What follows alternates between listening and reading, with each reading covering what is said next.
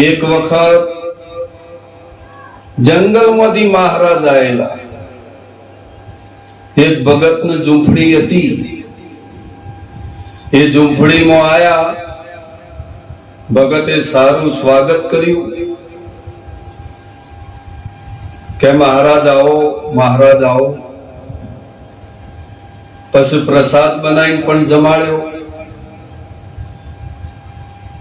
પછી મહારાજને કીધું કે મહારાજ તમે હવે ઠંડી વધારે છે ને એટલે ઝૂંપડીમાં હુરો.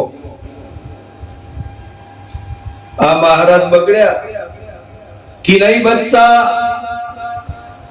ठंडी बंडी हमको कुछ न करे, हम हिमालय से आते हैं, ठंड बंड हमको कुछ न करे, हम पत्थर पे सोएगा.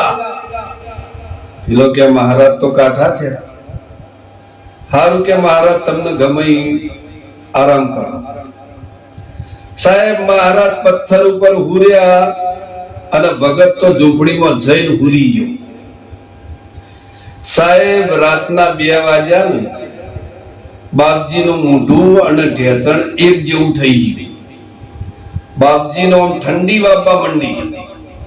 એટલે બાપજીએ તો સીધા હનુમાન ચાલીસા ચાલુ કર્યા, પણ ઠંડી પાછી ના પડી. ગીતાના પાઠ કર્યા, તોય ઠંડી પાછી પડી નહીં.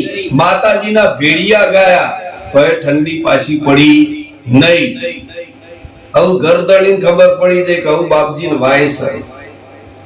ગરદણીએ 2 ગોદડો લઈને બાપજીના ઉપર નોખ્યું. 2 ગોદડો નોખ્યો, બાપજી ટપ લઈને હુઈ ગયા. અને હવારે ચા પાણી કરતા હતા ને બાપજી બોલ્યા કે બચ્ચા કાલ તો क्या ठंडी थी, हनुमान चालीसा से नहीं मानी, माताजी के भेड़िए से नहीं मानी, भागवत गीता के पाठ से भी नहीं मानी, और साली 2 गोदड़ी से मान गई.